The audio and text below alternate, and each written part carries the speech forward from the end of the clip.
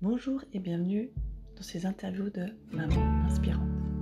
Je suis Nathalie Clément, thérapeute et accompagnante familiale, et également maman de 2 enfants. Je te souhaite une belle écoute et d'être inspirée par ce que tu vas entendre. Bienvenue dans ce live. Je suis super heureuse aujourd'hui de faire une nouvelle interview de Maman Aspirante. Aujourd'hui, je vais parler avec Yuko. Je vais juste attendre qu'elle arrive par ici, qu'elle puisse se connecter pour qu'on puisse échanger ensemble sur l'expatriation et comment vivre ça en tant que parents. Comment accompagner nos enfants là-dedans. Comment les accompagner à changer de pays, à vivre de nouvelles choses, etc.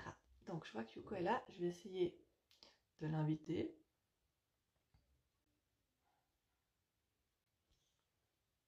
Voilà, ça devrait fonctionner.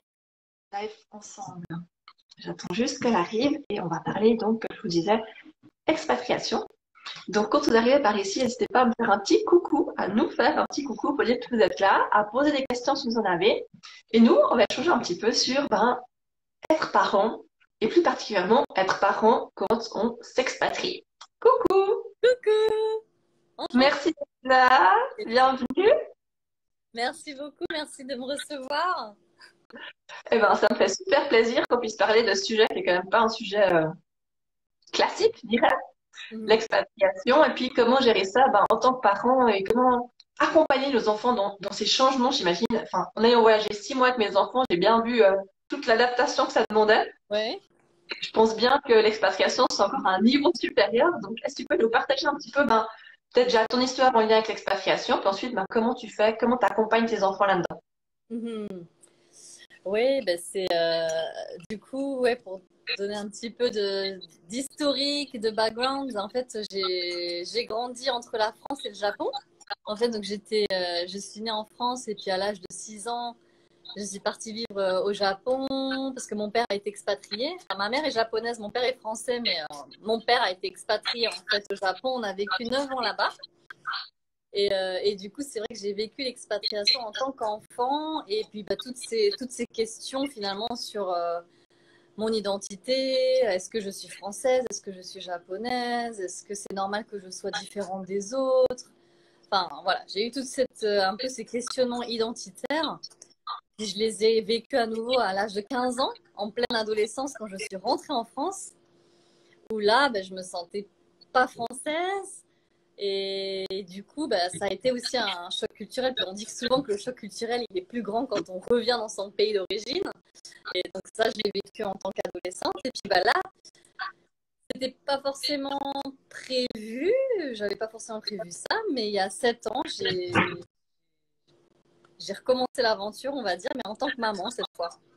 Donc mon mari un jour me dit, est-ce que tu es OK pour partir vivre aux États-Unis? C'était pas du tout dans mes plans non plus, parce que les États-Unis, c'est pas une destination qui me faisait rêver à la base. Moi, je voulais repartir vivre en Asie, parce que mon mari aussi est d'origine asiatique, en fait, il est vietnamien. Donc voilà, et puis on s'est dit, bah allez, pourquoi pas. Puis c'est vrai que je savais ce que ça allait apporter à mes enfants, mais je savais aussi tous les challenges qu'ils allaient vivre. Et du coup, on est parti, mes filles avaient 3 ans et 18 mois à l'époque. Ah ouais, c'est challengeant déjà la parentalité quand nos enfants ils sont si jeunes que ça, donc j'imagine même pas quand on va tout changer, quoi. C'est ça, c'est ça, c'est ça. Ben, c'est vrai que du coup, on se pose plein de questions, je pense, quand on est parent, parce que bon, déjà, sans partir à l'étranger, on se pose déjà plein de questions. Je pense que tu es super bien placé pour le savoir. Et puis je pense que quand on part à l'étranger, il y a d'autres questions qui se rajoutent de ben, est-ce que mon enfant, il va s'intégrer, s'adapter à la nouvelle culture, est-ce qu'il va bien s'intégrer?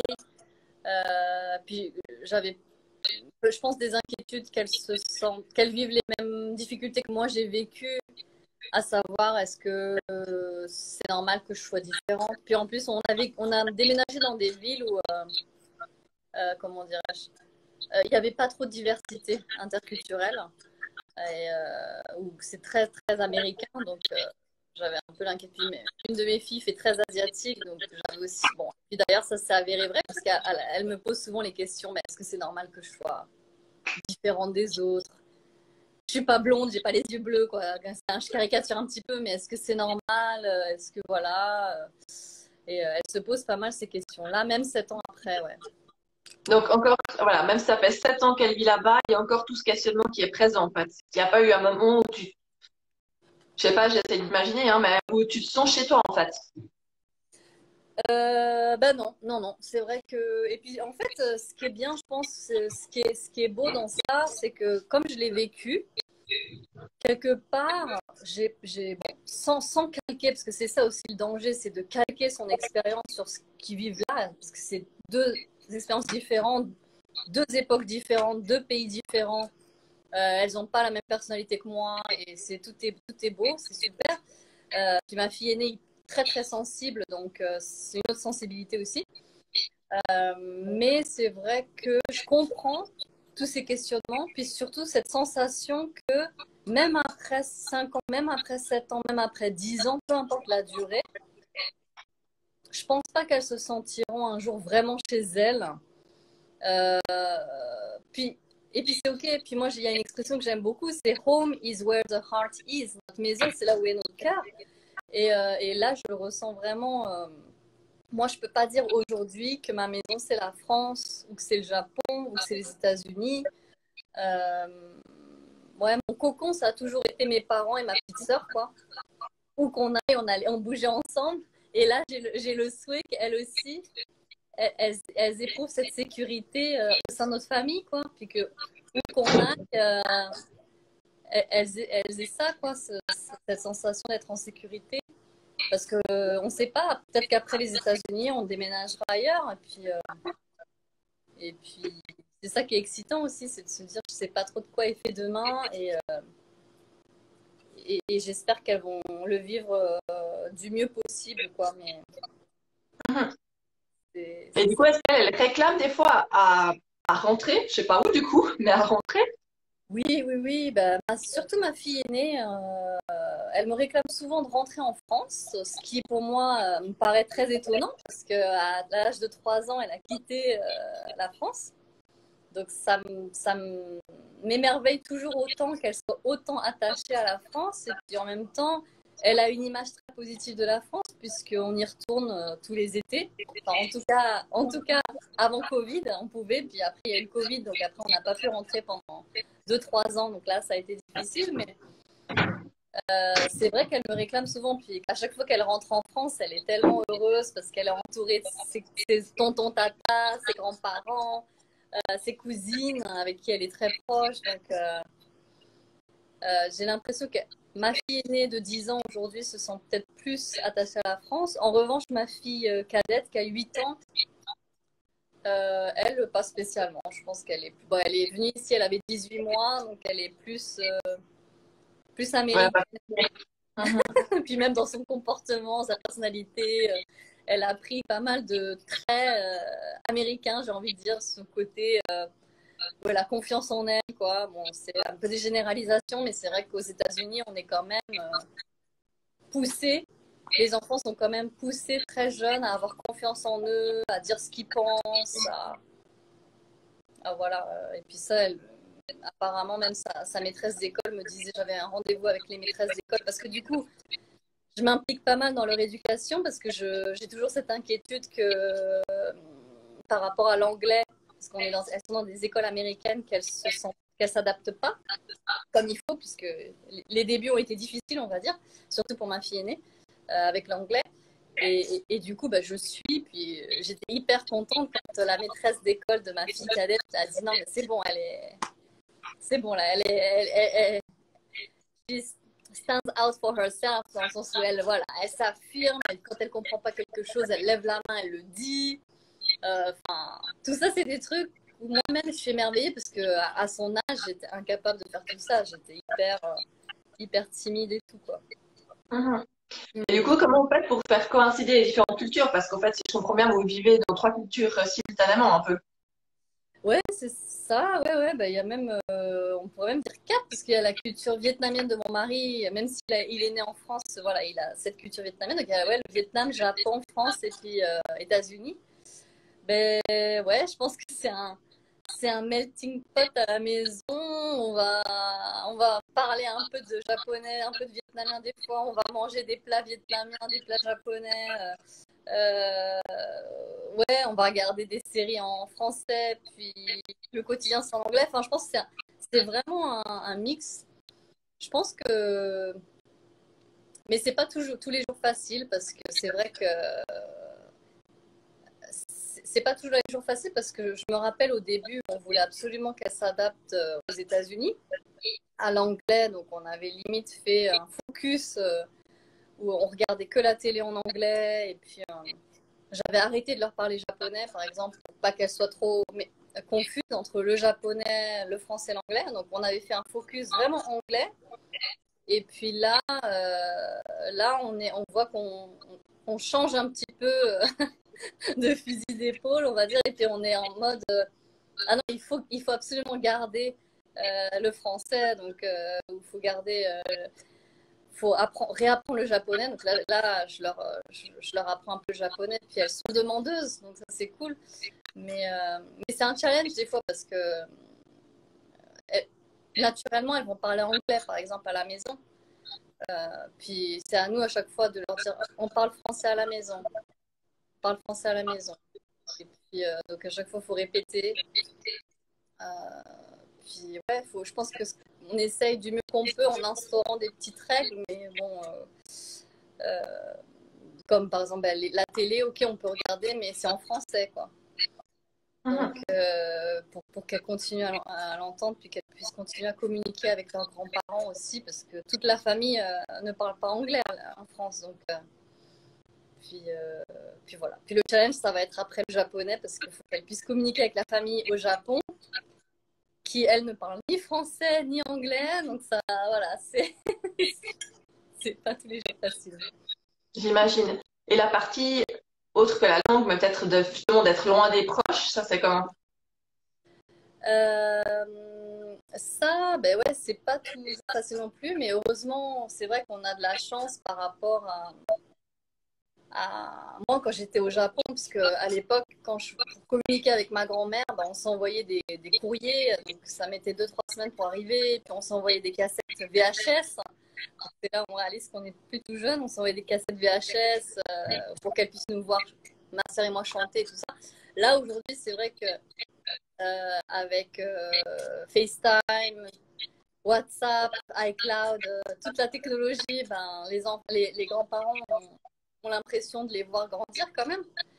Donc voilà, on essaye de s'appeler régulièrement aussi, tous les week-ends, on se passe un petit coup de fil. Donc c'est vrai que c'est dans l'ensemble, ça va. Même pendant le Covid, on a réussi quand même à garder le contact. Et du coup, c'est vrai, quand on s'est revus, 3 ans après, ça faisait 3 ans que mes filles n'avaient pas vu leurs grands-parents. Ils avaient l'impression de ne pas s'être quittés. Ah, c'est cool. Ouais, ils avaient l'impression. Tout de suite, le contact est revenu, les câlins. Et puis, même mes parents, ils ont dit ah, finalement, on n'a pas l'impression d'avoir loupé des phases de leur évolution. Donc ouais, merci à la technologie quand même. Hein. Ah, c'est clair, c'est sûr que ça change bien la donne. Ouais, Ça c'est change ça. bien la donne.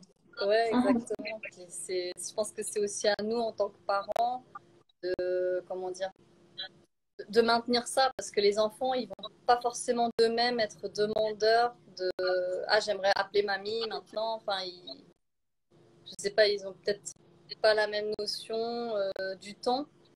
Mais c'est vrai qu'ils ne demandent pas forcément de ah, j'aimerais faire un FaceTime. Des fois, ils sont occupés par jouer avec les copines ou faire autre chose. Ils sont plus peut-être dans l'instant présent. Et du coup, c'est à nous de se dire attends, bah là, on va appeler papy mamie, quoi. Puis des fois, ils n'ont pas forcément envie. Ils disent bah, on aimerait plutôt jouer avec les copines. Je dis si, allez, on les appelle. Et puis après, une fois qu'ils sont en appel, ils sont contents. Mais bon. Ouais. Ouais, c'est vrai qu'il y a beaucoup cet instant présent. Et puis, ben, je suis dans ma vie quotidienne. Puis, je pense forcément au reste qui fait pas partie de mon quotidien chez les enfants. Alors que pour nous, ben, il y a ce truc de la famille qui est important. Mais pour eux, le truc de la famille, c'est vous quatre, je pense. C'est pas forcément. Ils se sentent bien plus sécurisés parce que vous êtes les quatre ensemble. Il n'y a pas vraiment le besoin d'avoir les cousins, cousines, les oncles, les tantes et les grands-parents, en fait, parce qu'ils se sont été habitués à vivre sans, d'une certaine manière. C'est vrai, ouais. C'est ça. Tac. Et si avais un conseil à transmettre à des parents qui pensent à changer de pays ou à s'expatrier ou je ne sais quoi, tu dirais quoi? Hmm. Ah, je dirais de pas hésiter. Et puis souvent, en plus, on n'a pas beaucoup de temps pour réfléchir. Souvent, quand l'opportunité arrive, en tout cas, on n'a pas beaucoup de temps pour se décider. Nous, on a eu que 2 mois maximum pour se décider. Puis mes parents aussi, quand j'avais 6 ans, ils ont eu quelques semaines pour clairement se décider parce que voilà, c'est une opportunité qui passe et qui part très souvent ou quelqu'un d'autre va la prendre. Donc je dirais, il faut décider vite et puis moi je conseille de foncer, d'y aller parce que oui, c'est pas tous les jours facile, c'est pas tous les jours rose, mais en même temps, le cadeau que ça apporte à nos enfants en termes d'ouverture d'esprit, de nouvel apprentissage, et puis de confiance en soi quoi aussi mine de rien parce qu'en fait il y a la dualité les enfants à la fois il y a cette question de est-ce que c'est normal que je sois différent des autres donc la confiance en soi peut être impactée et en même temps avec le recul je pense que ça m'a quand même aidé à gagner en confiance en moi puis me dire je suis quelqu'un de unique avec tous ces morceaux de puzzle quoi j'en ai fait mon propre puzzle donc ça c'est un cadeau pour les enfants. Puis il y a la langue, il y a tout plein de choses. Et souvent, je dirais que, ouais, il faut vraiment saisir l'opportunité. Puis quand les enfants sont jeunes, surtout, souvent on se pose la question, oui, mais je viens d'être parent, etc. Est-ce que c'est le bon moment et tout. Et je pense que justement, c'est là souvent le bon moment. C'est quand les enfants sont jeunes parce que mine de rien, les grands-parents peuvent être jeunes aussi. Mine de rien, je trouve que c'est un truc qu'on ne pense pas forcément. Mais moi, par exemple, souvent avec mon mari, on en parle, mais on se dit quand les parents vont vieillir, nos parents vont vieillir et qu'il peut y avoir des problèmes de santé, etc., je pense que ça sera plus dur pour nous de rester à l'étranger loin. On voudra rentrer pour être près de nos parents, etc. Donc là, je pense qu'on est vraiment parti au bon moment. Nos enfants étaient jeunes, donc c'était peut-être moins compliqué aussi, parce que j'ai aussi beaucoup de clients, leurs enfants sont adolescents. Quand ils partent, c'est un peu plus compliqué quand même.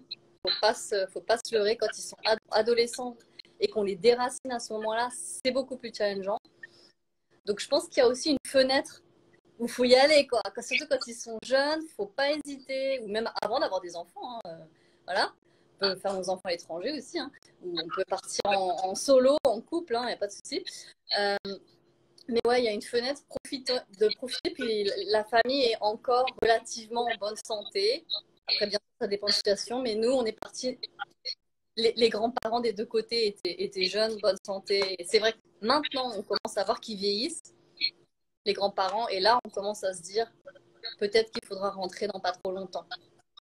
Et on veut profiter aussi d'être proche d'eux. Donc voilà, ce serait un peu ma réponse. Ouais. Et oui, il y aura des moments challengeants, mais en fait, ça en vaut la peine pour l'expérience qu'on vit, quoi. Ouais, carrément, carrément. Pour tout le monde, en fait, pour la famille, les enfants, puis je trouve que ça soude beaucoup plus.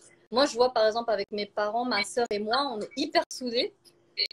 Et je pense que le fait d'être partis comme ça à l'étranger, ça nous a soudés. J'étais tout le temps avec ma sœur. Bon, après, ça passe ou ça casse, comme on dit. Genre, on aurait pu se taper dessus tout le temps. Bon, on s'est aussi tapé dessus, mais on est hyper complices aujourd'hui avec ma sœur et mes parents aussi. Et là, je vois que je suis en train de reproduire la même chose avec mes enfants et mon mari. On est hyper soudés.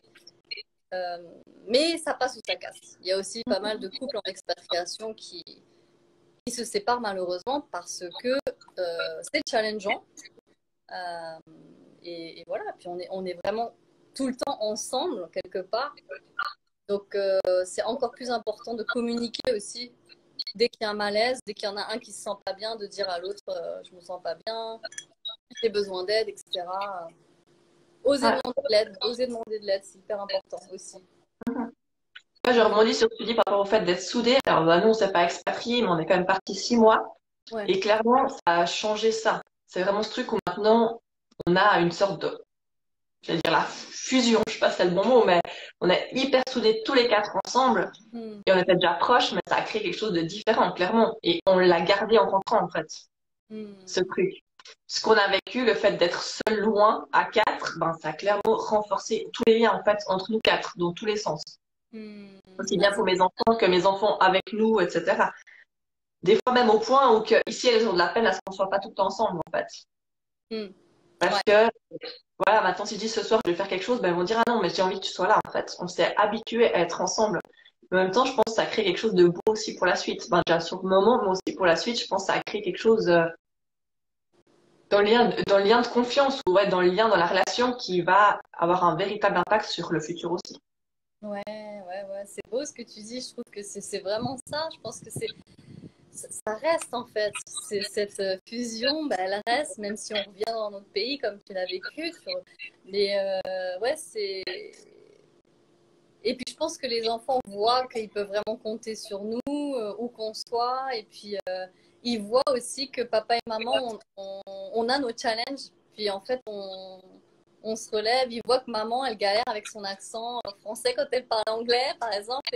Et alors qu'elles, elles ont un accent américain. Puis elles voient que je baisse pas les bras et puis je continue. Puis en fait, oui, il y a un autre truc hyper intéressant, je trouve, quand on part en expatriation, c'est que on devient très humble dans le sens où, en tant que parent, j'ai osé accepter qu'il y a plein de choses que je fais moins bien que mes enfants et que je ferai jamais mieux qu'elles. Et c'est OK, tu vois, typiquement l'accent américain, je l'aurais jamais comme elle. Il y a plein de mots de vocabulaire qu'elles ont et que j'ai pas. Puis en fait, c'est OK. Et puis elle voit que maman, bah ouais, elle fait des erreurs et que maman, elle essaye, qu'elle galère. Et puis en fait, c'est elle qui m'apprenne. Et Je en tant que maman, je suis très fière. Je suis très fière de les voir grandir comme ça. Et je pense qu'il y a ce côté aussi, ben, elles nous voient en apprentissage. Quand tu dis ça, moi, ça fait complètement rebondir sur, ben, par exemple, l'espagnol, parce que nous, c'est en espagnol. Et du coup, on s'est tous retrouvés à apprendre l'espagnol et elles nous ont vu en train d'apprendre, en fait. Et ça nous remet plus sur un niveau d'égalité, je sais pas comment expliquer. C'est de montrer que, ben, nous aussi, on apprend des choses en permanence, en fait. Puis il y a des trucs qu'on n'arrive pas non plus. Puis ça nous rend peut-être, comme tu disais, plus humbles, mais aussi pour eux, ça leur montre qu'à tout âge, on peut continuer à apprendre, qu'à tout âge, il y a des moments où on n'arrive pas. Puis ça normalise certaines choses, je pense, que les enfants vivent beaucoup. C'est vrai. C'est vrai, ouais, tout à fait, ouais. Elle voit que, parce que là, moi, depuis que je suis ici, j'ai essayé plein de nouvelles expériences aussi, de théâtre, de acting, et je leur montre que, maman, malgré son anglais, elle prend des cours de théâtre avec des Américains, et puis mes filles sont venues me voir en spectacle et je pense que c'était pour elles c'était encourageant de dire ok maman, son anglais il est pas parfait mais elle est quand même sur scène quoi, elle sort quand même de sa zone de confort et comme tu dis ouais, je pense que ça remet une relation horizontale où on n'est pas là en mode je vais t'apprendre la vie entre guillemets quoi, mais c'est plus ok, on va apprendre ensemble, on va se prendre des gamelles ensemble. Et puis on va se relever ensemble. Et puis des fois, c'est toi, mon enfant, qui va être mon professeur, en fait. Et c'est chouette, ouais. Tout à fait, je trouve ça magnifique comme mot de la fin, ce que tu viens de dire. C'est vraiment ce truc où voilà, on est ensemble, on est solidaires et on fait les choses ensemble. C'est pas effectivement ce truc de hiérarchique qui se joue. Ouais. Tout à fait. En tout cas, merci infiniment pour ton expérience. C'est chouette. J'espère que ça inspirera d'autres personnes à oser peut-être bouger, sortir de leur zone de confort, changer de pays. Et puis, une toute belle suite à vous, du coup, aux États-Unis. Merci beaucoup. Merci de m'avoir reçue. Et puis, c'était un grand plaisir. Merci bien. Et puis, bonne journée, parce que toi, c'est pas le soir. Ouais, c'est la journée, là, ouais. Bonne soirée à toi. Merci beaucoup. À bientôt. Ciao, ciao. À bientôt. Ciao, ciao.